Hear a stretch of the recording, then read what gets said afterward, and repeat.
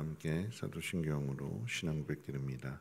전능하사 천지를 만드신 하나님 아버지를 내가 믿사오며 그 외아들 우리 주 예수 그리스도를 믿사오니 이는 성령으로 잉태하사 동정녀 마리아에게 나시고 본디오 빌라도에게 고난을 받으사 십자가에 못 박혀 죽으시고 장사한 지 사흘 만에 죽은 자 가운데서 다시 살아나시며 하늘에 오르사 전능하신 하나님 우편에 앉아 계시다가 저리로서 산자와 죽은 자를 심판하러 오시리라. 성령을 믿사오며 거룩한 공예와 성도가 서로 교통하는 곳과 죄를 사하여 주시는 곳과 몸이 다시 사는 곳과 영원히 사는 것을 믿사옵나이다. 아멘. 좋으신 하나님, 오늘 이 새벽에도 하나님 귀한 전에 하나님 기도할 수 있도록 하나님 건강 주시고 또 믿음 주셔서 나오게 하심을 감사합니다. 우리가 구하는 것 하나님 응답해 주심으로 인하여서 하나님이 도우시는 그 놀라운 일들을 보게 하시고 형통한 삶을 살아갈 수 있도록 은혜를 덧입혀 주시옵소서. 감사드리며 모든 말씀 예수님의 이름으로 기도합니다. 아멘. 하나님 말씀 봅니다. 하나님 말씀은 역대하 26장 1절에서 23절까지 보시겠습니다. 역대하 26장 1절로 23절까지 말씀을 한 절씩 교독으로 읽겠습니다. 유다 온 백성이 나이가 16세 된 우시야를 세워 그의 아버지 아마샤를 대신하여 왕으로 삼으니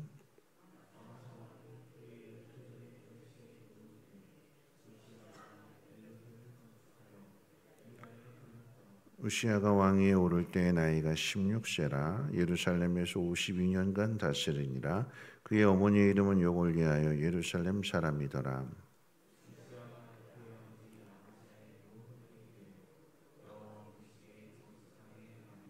하나님의 묵시를 밝히 하는 스가랴가 사는 날에 하나님을 찾았고 그가 여호와를 찾을 동안에는 하나님이 형통하게 하셨더라.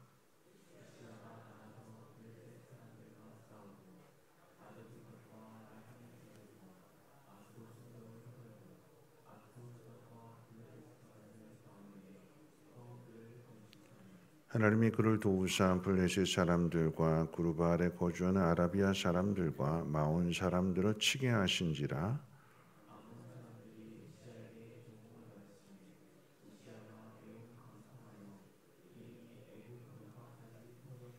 우시야가 예루살렘에서 성 모퉁이 문과 골짜기 문과 성구비의 망대를 세워 견고하게 하고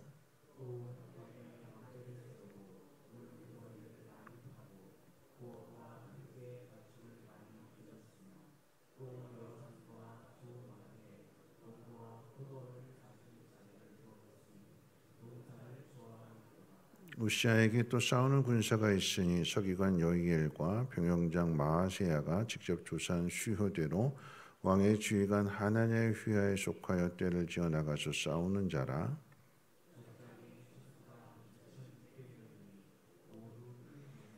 그의 휘하의 군대가 30만 7,500명이라 건장하고 싸움에 능하여 왕을 도와 적을 치는 자이며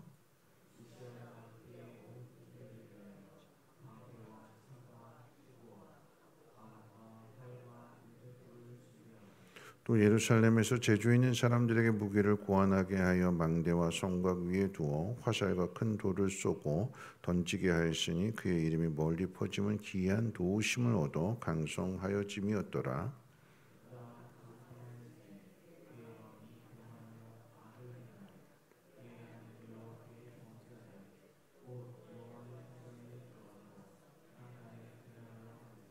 제사장 아사랴가 여호와의 용맹한 제사장 80명을 데리고 그의 뒤를 따라 들어가서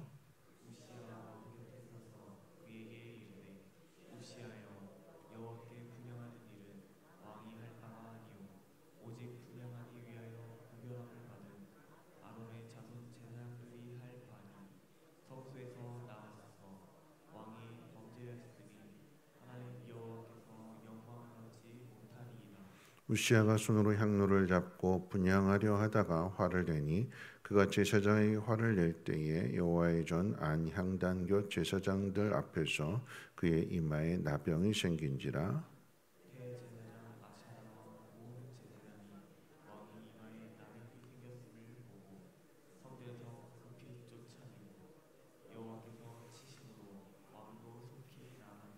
우시야 왕이 죽는 날까지 나병 환자가 되었고 나병 환자가 되매 여호와의 전에서 끊어져 별궁에 살았으므로 그의 아들 요담이 왕궁을 관리하며 백성을 다스렸더라.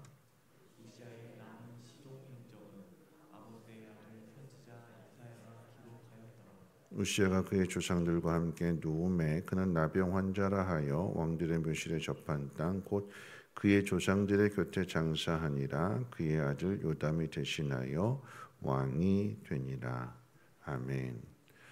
오늘 이제 본문의 말씀은 우시야 왕에 대한 이야기입니다. 이 우시야에 대한 왕에 대한 평가는 그가 여호와 보시기에 정직히 행하였으나 그러나 항상 뒤에 따르는, 그러니까 이렇게 뭐 쭉 나가야 되는데 뭐 했으나 그러면 뒤에 반전이 있다라고 하는 거죠. 정직히 행했지만 산당을 제하지 않았다. 그는 하나님 보시기에 나라를 잘 다스려서 그래서 형통했지만 그런데 그 뒤에 가게 되면 그 끝이 좋지 않습니다.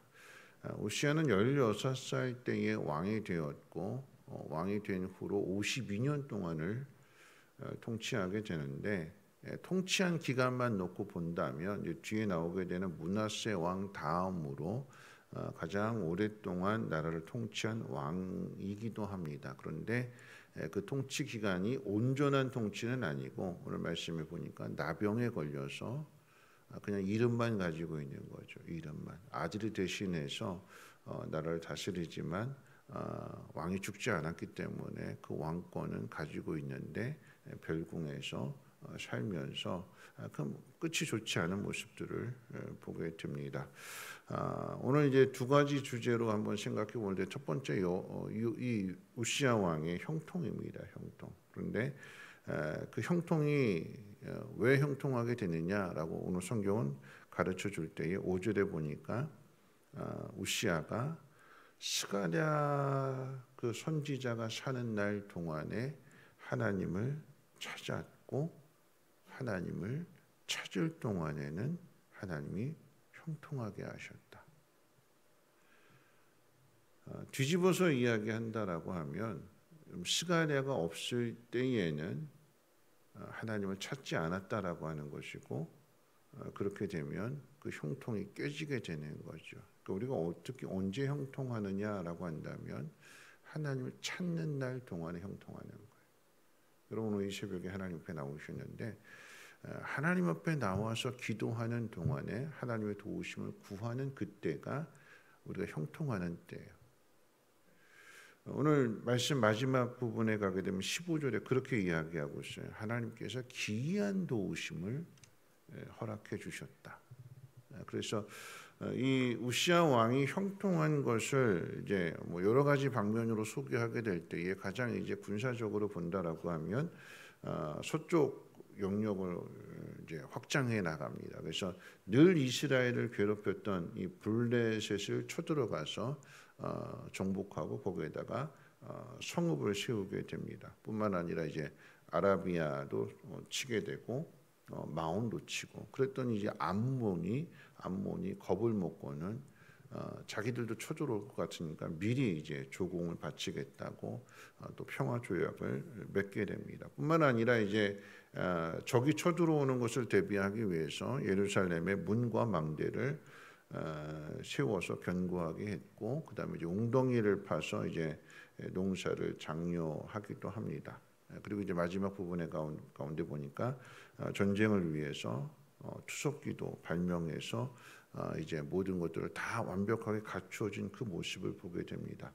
이런 모습을 놓고 본다라고 하면 솔로몬 시대에 이루었던 그 번영을 짐작케 하는 그런 모습이고 우리나라로 이야기한다면 마치 세종대왕처럼 막 이제 여러 가지 기계들도 발명하면서 그렇게 그 나라를 견고하게 했던 그 모습들을 떠올리게 됩니다. 이렇게 된 이유가 어디에 있었느냐? 우시야 왕이 하나님을 찾을 때에는 하나님께서 그를 형통하게 하셨다. 자, 반대로 언제 무너지게 되느냐? 그때는 바로 이제 교만할 때인 거죠.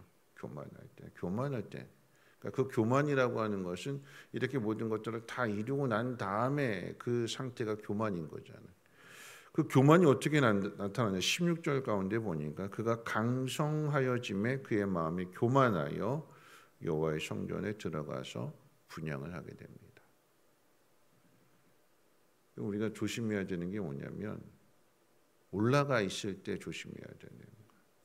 밑에 있을 때는 뭐 부지런히 일하게 되는 거고 연약하니까 힘드니까 하나님의 도우심을 찾으니까 하나님 앞에 나아가는데 이제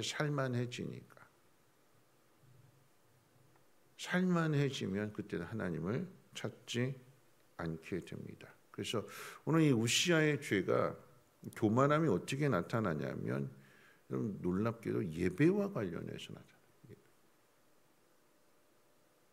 제사장이 분향하는 건데 성전에 들어가서 분향하는 것은 제사장이 하는 거고 그 예배를 인도하는 것은 제사장이 하는 일인데 그 일을 우시야가 대신합니다. 참 죄가 하나로 끝나는 것이 아니라면 성경에 이건 우시야만의 죄가 아니라고 하는 것을 알 수 있는 것은 뭐냐면 이런 죄가 사울도 똑같이 그랬잖아요. 사무엘 선지자를 기다리지 않고 자기가 대신해서 번제를 드림으로 인해서 책망받게 되는 것이고 하나님께서 사울 왕을 버리셨다. 그게 교만이에요. 교만. 나답과 아비후도 역시도 마찬가지로 그 이전 훨씬 더 이전에 아론의 아들 나답과 아비후가 성막에서 이제 불을 하나님 앞에 분향하게 될 때에 다른 불을 사용함으로 인해서 하나님 앞에 진노를 받아서 죽게 되는 거잖아요. 여러분 이게 예배와 관련되어지는 문제인데 여러분 이것이 어떤 의미가 되는가 하면 교만해져서 이런 죄를 범한다라고 했을 때 다 자기 마음대로 할 수 있는데 이 예배만큼은 마음대로 못하는 거죠. 힘을 가졌고 우시야로 인해서 이 유다가 평화를 누리고 있는 그런 상황 가운데 있다 보니까 이거 내가 한 건데. 그런데 이 제사의 영역만큼은 성전에서의 영역만큼은 내 마음대로 할 수 없으니까 이 선을 넘어버리는 거죠. 그럼 이것은 결국은 선악과의 문제하고 똑같은 거예요.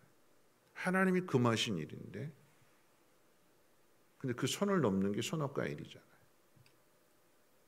우시야도 똑같습니다. 선을 넘어요. 결국은 내가 왕이다. 내가 하나님이다. 그런 의미가 똑같은 거예요. 하나님이 하지 말라고 한 일임에도 불구하고 이것을 깨트리고 그 하나님 약속을 깨트리고 하나님 법을 깨트리고 자기 마음대로 행하게 되는 것 그게 교만이래요. 교만. 결국 이 일이 이제 제사장과 이제 마침내 충돌을 일으키게 됩니다. 왕이 잘못한 일에 대해서 제사장 아사랴가 80명의 용맹한 사람들을 데리고 왕에게 갔대요. 충돌이죠. 왕하고 제사장하고 충돌이에요. 그러면 왕과 제사장이 싸우면 누가 이기느냐? 하나님께서 누구를 편들어 주실까요? 왕을 편들어 주실까요? 제사장을 편들어 주실까요? 제사장이요? 왜요? 왜 제사장을 편들어 주실까요? 하나님이 누구를 편들어 주시냐? 왕과 제사장이 충돌하게 되는데 제사장이 80명을 데리고 갔다라고 하는 것은 싸움도 불사하겠다라고 하는 왕과 전쟁도 불사하겠다라고 하는 이야기입니다. 물론 80명이라고 하는 이 사람과 왕이 거느리고 있는 군사는 비교할 수 없는 건데 근데 제사장이 80명을 데리고 갔다라고 하는 것은 이 일에 목숨을 건다라고 하는 것이고 이건 반드시 싸워서라도 잘못된 거 바로 잡겠다라고 하는 거죠. 왕과 제사장이 싸우면 하나님 누구를 편들어 주시느냐? 제사장을 편들어 주시는 것이 아니라 하나님의 뜻대로 하는 사람을 편들어 주시는 거예요. 오늘 두 사람의 충돌의 문제는 제사장이 하나님의 뜻을 가지고 하나님의 법을 가지고 나아가게 되니까 당연히 하나님은 하나님의 뜻대로 행하는 사람을 편들어 주시는 거죠. 그래서 어떻게 해요? 둘이 충돌하기 직전인데 서로 죽이겠다고 이런 싸움을 하기 직전인데 하나님께서 우시아의 이마에 나병을 주셔서 이 싸움은 충돌 직전에 끝나는 거예요. 누가 옳은지를 하나님께서 분명하게 드러내십니다. 형통과 이 불통의 차이는 뭐냐면 이 말씀을 정리할 텐데요. 형통이라고 하는 것은 하나님을 찾는 날 동안. 그래서 우리가 하나님 앞에 오늘 이 새벽 기도해야 되는 건 뭐냐면 두 가지를 기도할 건데 첫 번째는 뭐냐면 스가랴가 있는 날 동안에는 우시아가 하나님을 찾았어요. 뒤집어서 이야기하면 스가랴가 죽고 난 다음에는 하나님을 찾지 않았대요. 강성해졌으니까, 힘이 생겼으니까, 뭐 걱정거리가 없으니까 하나님을 찾지 않은 게 교만해지게 되는 거. 그 교만이 끝은 선을 넘게 됨으로 인해서 하나님의 징계를 받게 되는 거죠. 앞에 있었던 이 우시아 앞에 있었던 요아스 왕과 여호야다의 관계도 똑같습니다. 제사장 여호야다가 요아스의 그 생명을 지켜줬고 쿠데타를 일으켰고 왕으로 세워줬고 그러니까 여호야다의 말을 듣는 동안에는 요아스가 올바른 길을 갔어요. 근데 요아스가 죽고 나니까 여호야다가 죽고 나니까 요아스가 교만해집니다. 이거 우리 삶에 이야기한다면 그런 거죠. 내가 살아있는 날 동안에는 우리 자녀들이 교회에 나왔는데 내가 죽고 난 다음에는 살만해지니까 뭐 재산 물려주고 아니면 자녀들이 똑똑해서 어느 정도 살만해지게 되니까 하나님에게서 멀어지게 된다라고 하면 불통이 되는 거죠. 그 끝이 무너지게 되는 거죠. 우리가 자녀들에게 주어야 될 것은 잘 사는 겁니까? 아니면 하나님입니까? 우리가 하나님 앞에 기도할 때 그러잖아요. 하나님 우리 자녀들에게 복을 주셔서 뭐 잘 되게 해주세요. 우리가 기도하는 내용은 하나님 앞에 도움을 구하는 거잖아요. 그러면 우리 자녀에게 필요한 것이 잘 사는 겁니까? 하나님입니까? 하나님이죠. 내 자녀가 내가 죽고 난 다음에도 하나님을 찾는 자녀가 되게 하옵소서. 그러면 형통은 자연스럽게 오는 거예요. 우시아가 하나님을 찾는 날 동안에는 형통하였더라. 스가랴 때문에 형통한 게 아니라 우시아가 하나님을 찾았기 때문에 형통한 거였는데 근데 그 중간 역할을 해주던 스가랴가 죽고 난 다음에는 이 우시아가 하나님을 찾지 않음으로 인해서 그 끝이 무너지는 거죠. 두 번째 우리가 기도해야 될 것은 우리 마음이 교만해지지 않도록. 그리고 이 교만함이 어디서 나타나느냐? 예배에서 나타납니다. 예배에서. 하나님과의 관계에서 나타납니다. 그러니까 우리 신앙을 한번 점검해 봐야 되는 거예요. 내가 늘 겸손하게 하나님 앞에 나아가는 것. 내가 하나님 앞에 드리는 이 예배의 모습은 하나님을 찾고 하나님을 의지하는 이 모습은 잘못된 것이 없는가?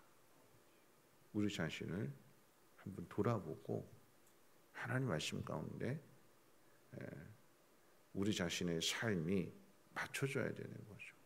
내가 내 마음대로 결정하는 것이 아니라 예배 내가 내 마음대로 결정해 버린다라고 하면 손을 넘는 거예요.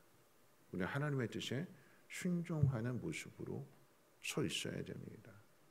어제 수요 예배 때 저녁 예배 때 저는 이제 안산 만나교회 부흥회가 있어가지고 거기 갔어요. 예배가 7시 반에 시작이 되는데 제가 10시 반에 이제 거기서 나왔어요. 10시 반. 그때까지 기도해요. 성도들 정말 뜨겁게.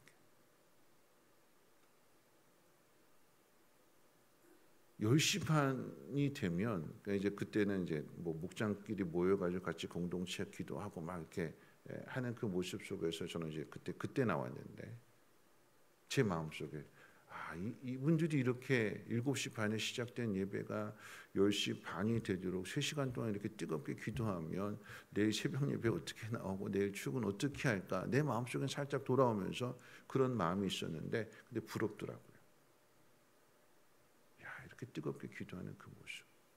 우리는 막 그 다음의 일들 생각하게 되고 그러잖아요. 근데 그렇지 않고 온전하게 하나님 앞에 매어 달리고 하나님이 그곳에 성령의 충만함을 허락해 주시게 될 때에 그 삶이 달라지게 되는 거죠. 그러면 피곤한 거 뭐 여러 가지 문제들 하나님을 찾는 사람에게 형통케 하시고 기이한 손으로 도와주신다고 했으니까. 그렇죠? 내가 내 힘으로 뭔가 하려고 내일 아침에 일찍 일어나고 뭐 이런 것들 내가 하려고 하면은 힘든 일들인데 빨리 끝나야 되는 건데.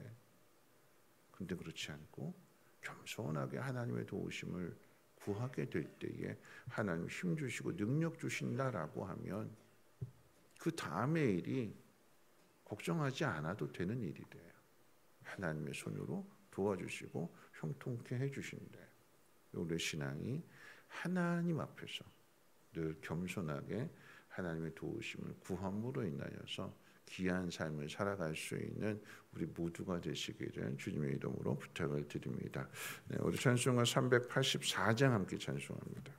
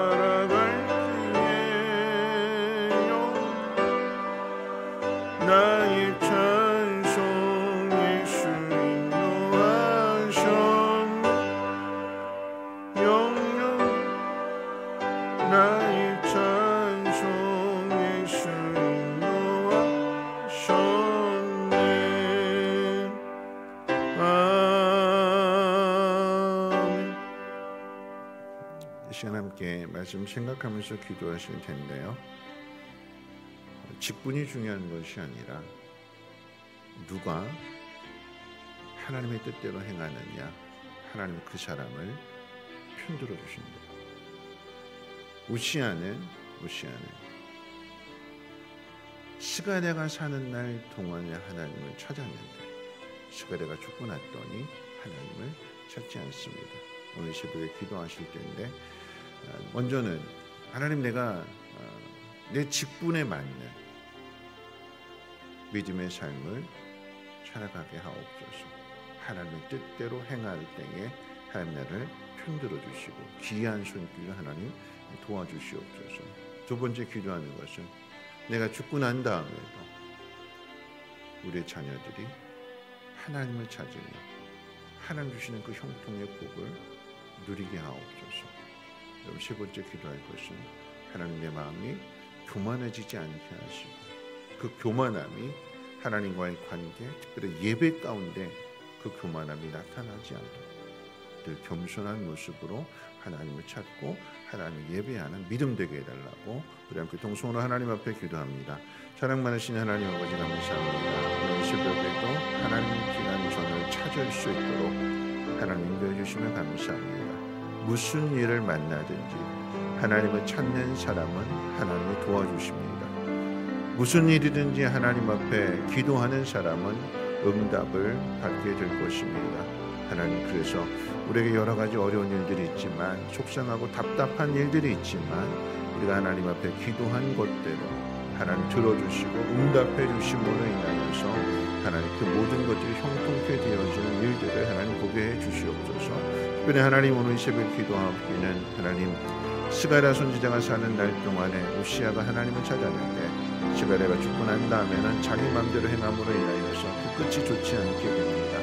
하나님, 우리가 세상을 떠난 다음에도 사랑하는 자녀들이 하나님을 찾으며 하나님의 뜻 안에서의 그 형통과 귀한 도우심을 받는 복 있는 자녀들이 되게 도와주시옵소서. 특별히 하나님, 오늘 새벽에 하나님 앞에 기도하옵기는 하나님, 우리가 교만하여져서 하나님의 뜻을 어기고 내 마음대로 하려고 하지는 않는지